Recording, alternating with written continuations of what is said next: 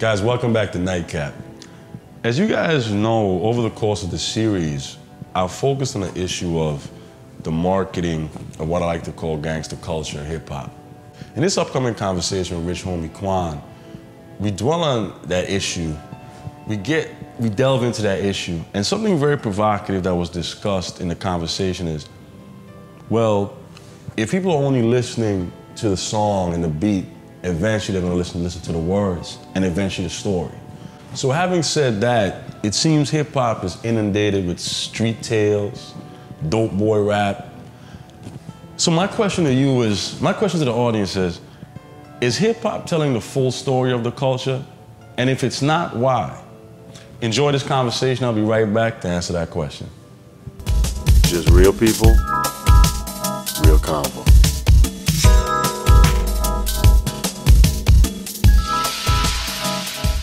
I'm Peter Bailey, and after meeting with Kid Ink in downtown Miami, I headed north to share an oceanfront nightcap with Rich Homie Quan.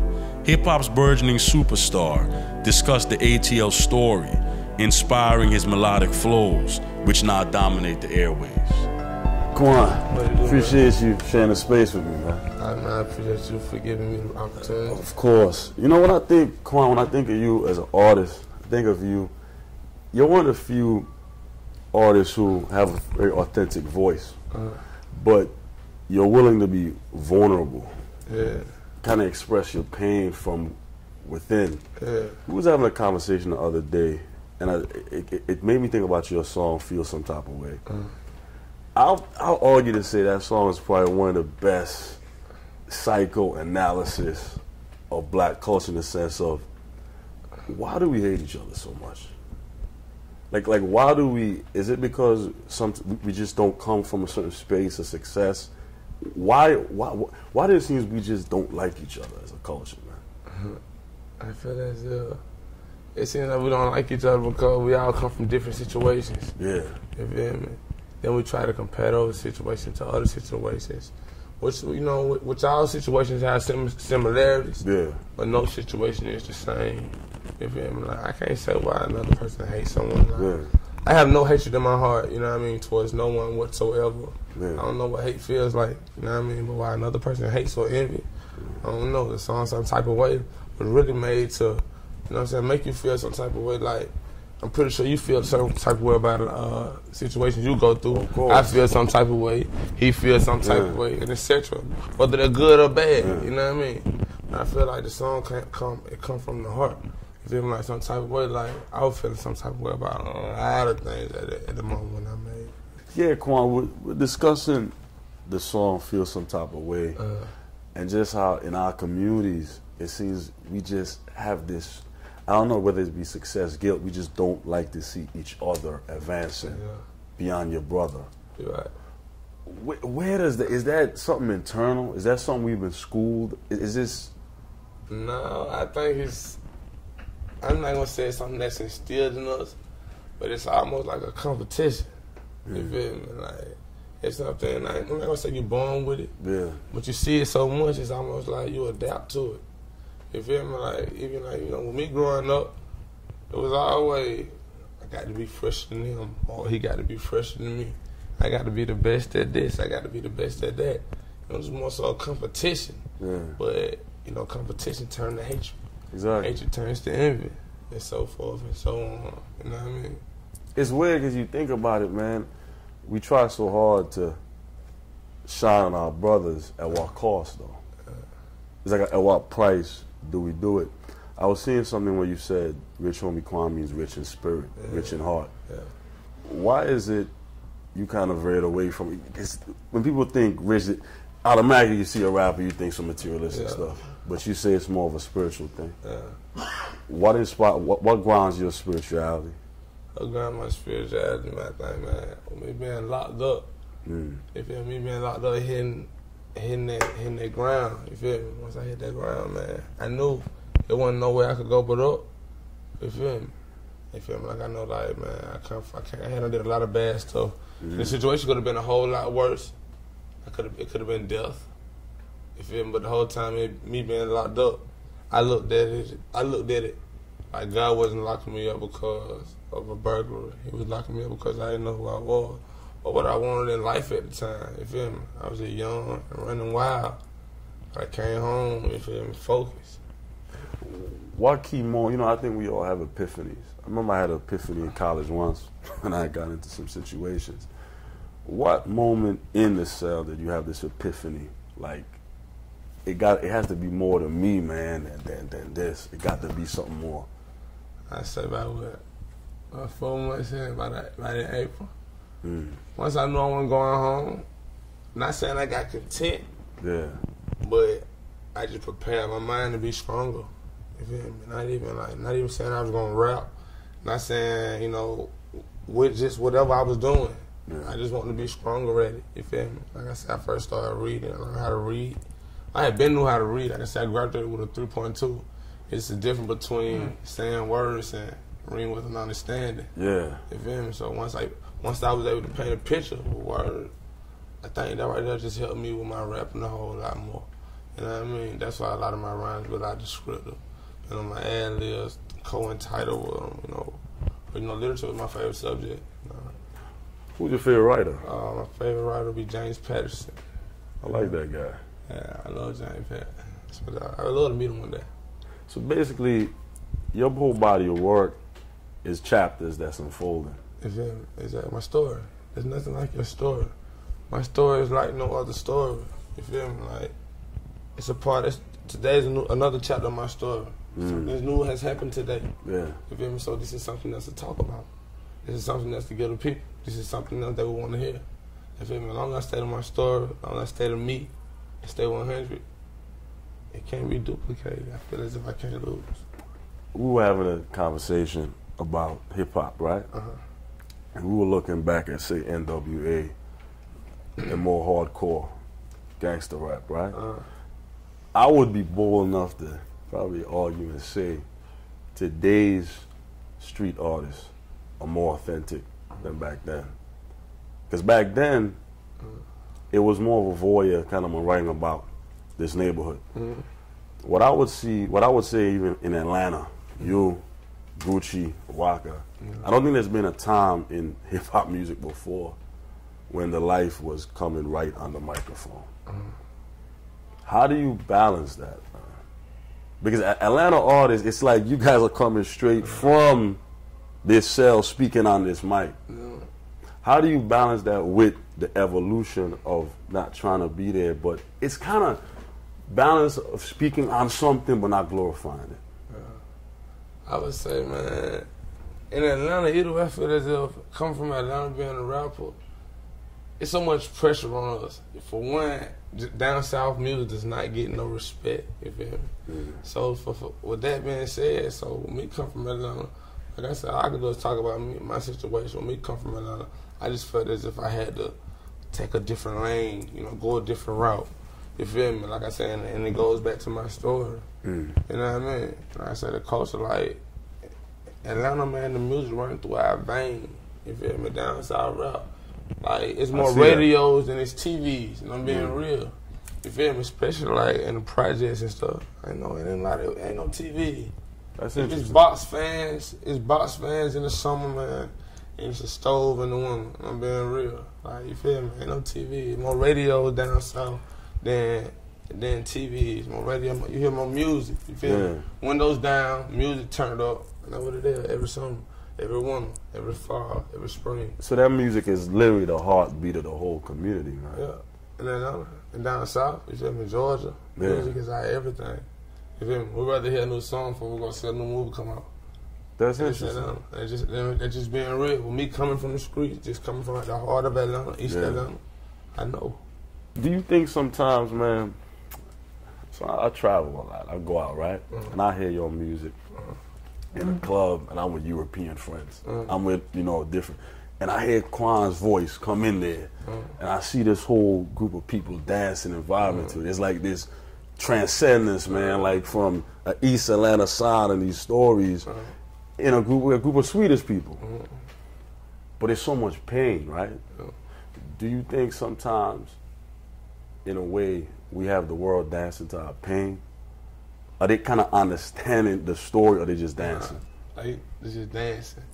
But, like, they're only dancing for so long, because once you dance for so long, you're going to know, what am I dancing to? Exactly. You see what I'm saying? Yeah. Like, I could be dancing for so long, but, like, it's going to come upon a time you're going to want to know what you're dancing to. That's just me. At first, like, yeah, the beat might catch me the first time. Then someone want to hear, man, what was he saying in that first verse? And once you hear the story, you're going to want to continue to hear it unfold. You feel me? And that's why I think, man, this generation, artists like yourself, you have so much power. It's almost like you guys are prophets. I don't know if a lot of artists understand that. I don't think a lot of artists understand. If you think about it, if a bomb dropped right now, if we want to understand East Atlanta, we're gonna listen to you. What story do you want to be told from?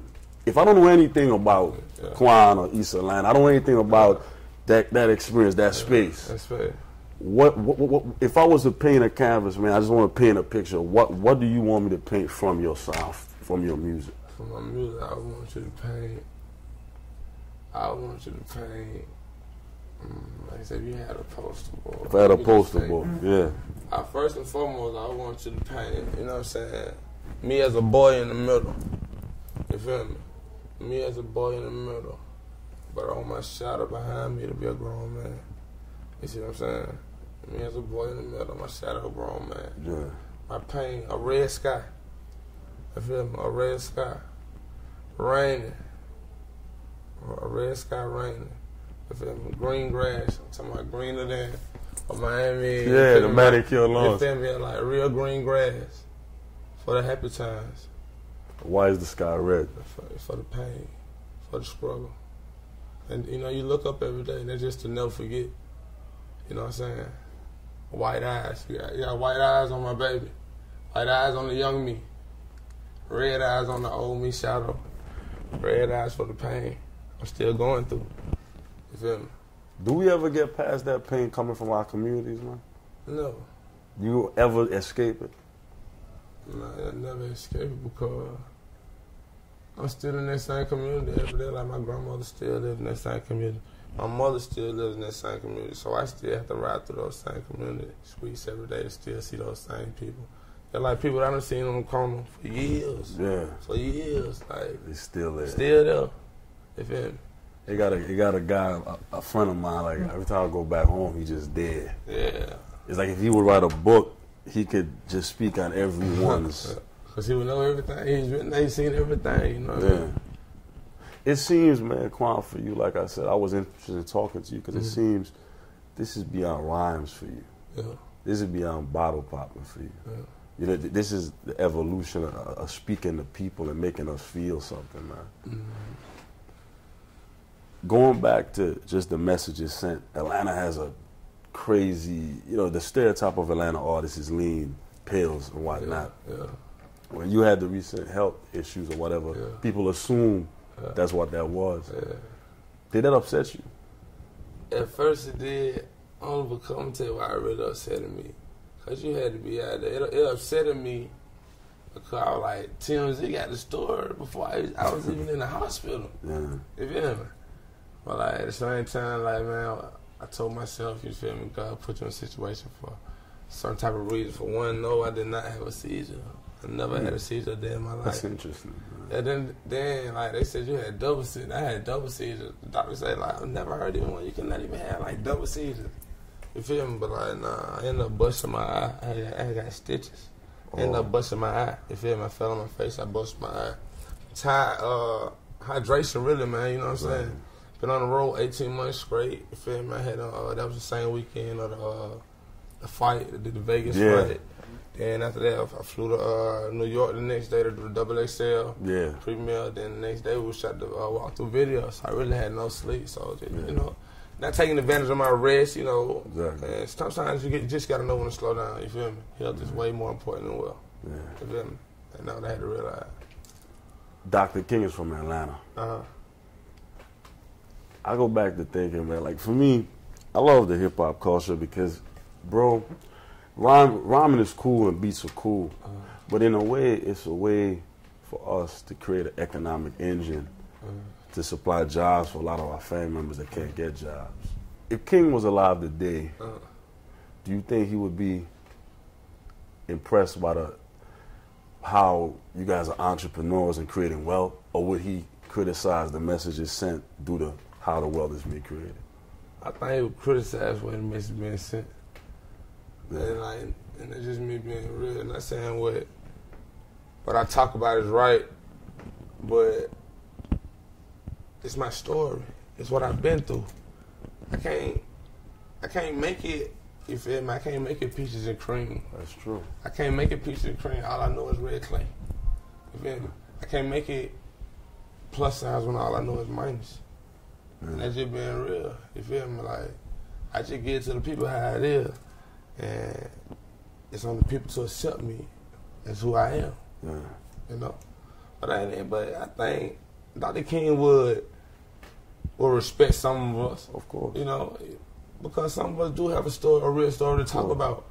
And he would look, you know, past the bubblegum rappers, the bubblegum music, and, you know, acknowledge the real music, like people do. Like, I be in some clubs, man, you can feel what is real at. I can feel it right now. You can feel what is real at. And you be in some spots, you can feel it's you can feel the hatred. You can feel what's competition. How it's competition, y'all don't pay y'all money to see me. I'm coming here to put on a show for y'all. You feel me? How could you try to, you know, I was going to hate on a rapper? You know, that's interesting you say that, because I've always felt like artists, man, you guys are vessels, voice pieces. I think this term real, it gets tossed around a lot in this culture. Too much. It just gets, it's like a fad, it's like a gimmick now. What's the definition? What's real to you, man? What's the understanding of real to you? To me, man, real is just being you. Being yourself at all times. Never changing for no one. Despite what they say, who they call you, always just being you at all times. There's no definition of real. Interesting. You feel me? Because there's no opinion. Real is opinionated. You feel me? Because everyone has their own definition of the word real. You can't sit and tell me what's real. I can't sit and tell you what's real. Because my truth is my truth. Exactly. So, you know what I mean? Real is you. You're a God-fearing man, I can tell. Yeah. When you pray, what do you ask for? If I can ask you that. I ask for forgiveness. You feel me? Ask him to guide my steps. You know what I mean? And I just ask him always to order my steps, man. What do you ask forgiveness for? I feel my sin every day. I sin every day. We all do. I sin every day, but I just ask forgiveness of a lot of things, man. No one's perfect. Not at all. And I know I could do a whole lot of things better. You feel me? I just want to be, you know, forgiveness of a lot of stuff, but I just want to be a better person all around the board. And not just as a rapper in the community. Yeah. You know what I mean? With the kids, with the schools, with giving back. You know what I mean? On the holidays, just all around the board. Like I'm telling you, I was a kid. It's weird. A politician could walk in a room in our community, in a classroom, but that's not tangible to them. Yeah. You are tangible enough. Yeah. When you get on the mic, I just want to sometimes do all this, understand the power of the message being sent, man. You understand, like, lives are changed. Like, people really listen to what you have to say. Yeah, and that's what tripped me out the most, man. Go back to my first mixtape. When I first started doing, like, shows, like, how people just sit there and be like, bro, you really woo. Mm-hmm. So it started me watching it started making me watch what I rapped about. That's why I try to show growth on every other mixtape I drop. Yeah. I never wanted to stay in this same genre. I never wanted my music to be predictable. I always wanted to make you think. You feel me? So the more I made you think and stay true to me, you don't know which way I'm going to go. All you know is, homie got talent. Man. We don't know what homie going to do. Yeah. You know what I mean? But man, music is very influential. It's the only activity the whole brain is involved in while doing it, man. It's like hypnotic, like a spiritual thing. It's powerful. You feel me? Like I said, man, it runs through my vein. You feel me? It's deeper than rap. I feel me? Make my heart beat. It's therapy for you in a sense. Yeah. It's everything. My music, like, I walk around with earphones on all day. You feel me? Like, I'm rapping to myself all day. Like, talking to myself. Like, nah, man. Speaking to myself, man. That's what I do. I get paid to rap. That's what I'm rapping to myself. You feel me? when you talk about your story, do you think sometimes the hip hop stories become a little bit too predictable? Only when you give away too much too early. You feel me? Like I've seen a lot of, you know, rappers, you know, it come out good, then they ain't be like, man, it's all predictable because you've already given away too much so early. You feel me? I feel as if you gotta be like, man, come on, it's a story. Like, I'm 24 years old. It's gonna take 24 years to tell this entire story. Yeah. So that's how you have to do it. Hey, come on, man. These people, you got some rappers out here telling your story in 2 years. So now it's making me, you know, question your story. How can your story be real when I can predict it, man? You feel me? Come on, man. What's the next chapter in yours? What's the next chapter in mine? Yeah. It's yet to happen. I'm still writing. You know what I'm saying? Me and James Patterson going back and forth on how we're going to do it. You know what I'm saying? We still a script.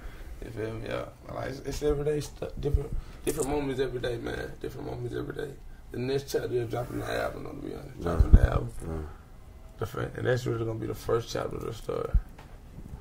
What happens when success comes so fast that, in a way, it's kind of, I think sometimes that rush when people telling you how amazing you are, and I think a lot of artists don't understand this industry, it sounds good, but how do you kind of stay grounded and understand what's popular but who's core? Who really loves Quan, but who really is just saying, I like Quan because everybody else is talking about Quan?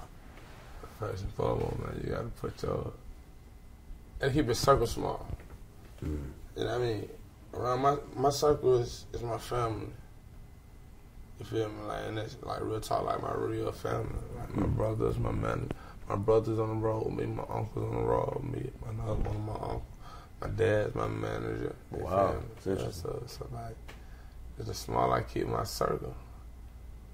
Why wouldn't family love me? It's different if I got one of you know, it's different when you got your partner out here or someone you just met, or keep in mind that none of us had job description to be none of this we're doing.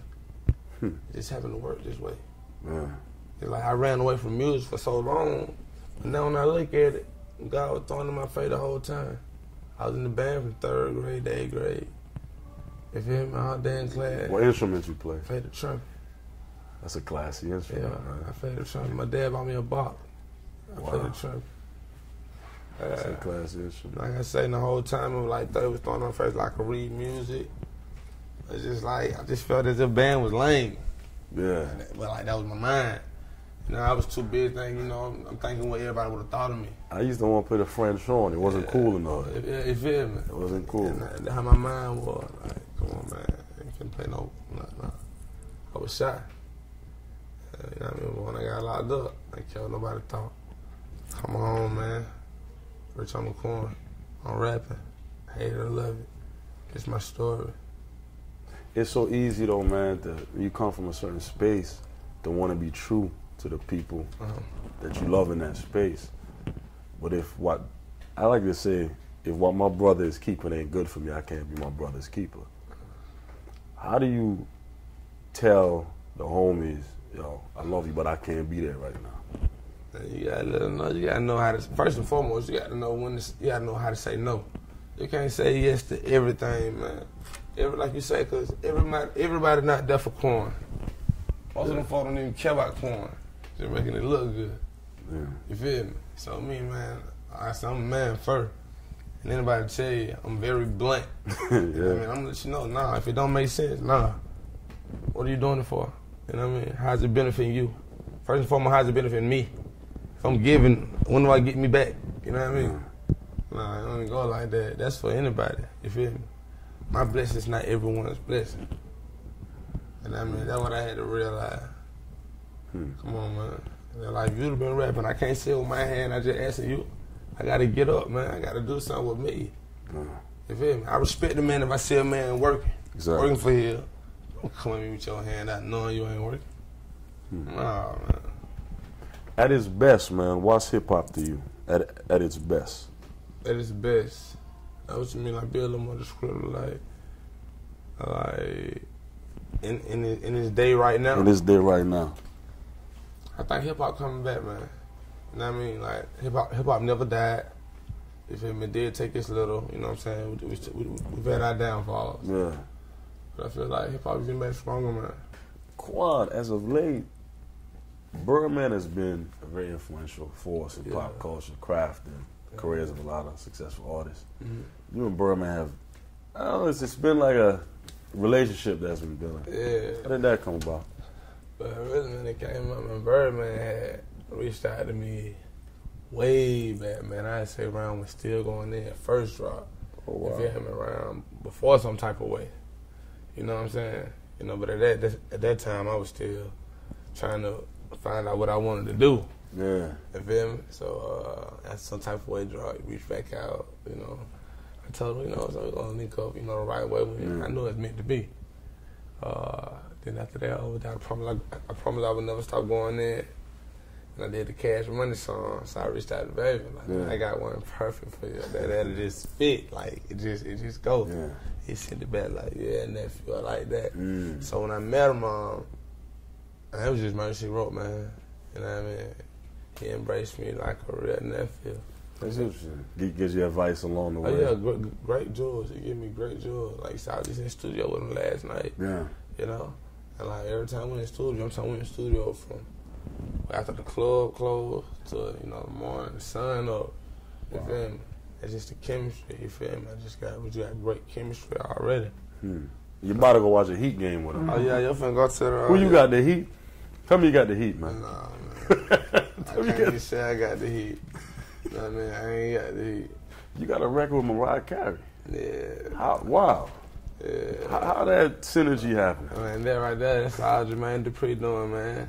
Shout out to Jermaine. We had did a new Atlanta record. You know, like, you know, you remember him and Ludacris did Atlanta. Atlanta, yeah. You know, so the Migos, me and Young Thug got the new Atlanta song. You know what I'm saying? And it's hard, and he's on there. You know what I'm saying? Like, talking is really, I think it's going to be a real big banger. That's cool. You feel me? So after that, it hit me, I was like, I want you on this Mariah Carey joint. The album got to be turned in. And so you were like, Mariah. I was like, man, are you playing, man? I'm on the way, man. I be back in town Monday. Yeah. When I got in town, I heard it. I'm like, this is the song she want me on. Turn the mic on, let's go in there. You know what I'm saying? I didn't even write it down. Went straight in.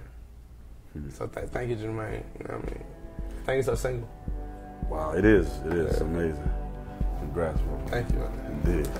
Guys, I hope you enjoyed that conversation, and I appreciate Rich Homie Quan's honesty and openness in discussing the issues that we discussed.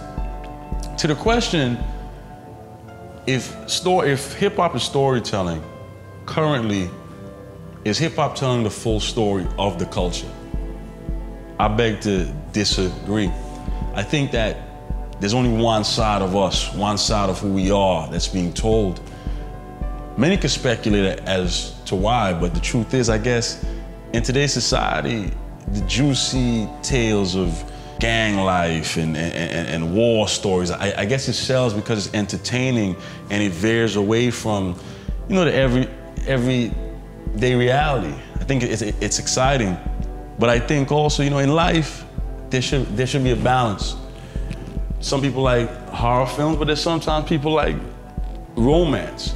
So to basically pigeonhole the entire black urban experience into street life, I think to present urban culture through one lens, through one violent, bullet-riddled, drug-fueled lens, I think it's doing a disservice to you. I think it's doing a disservice to us. So I think if hip-hop is storytelling, tell a full story so we all be better for it. Keep pushing the culture forward. Till next time, it's love and live.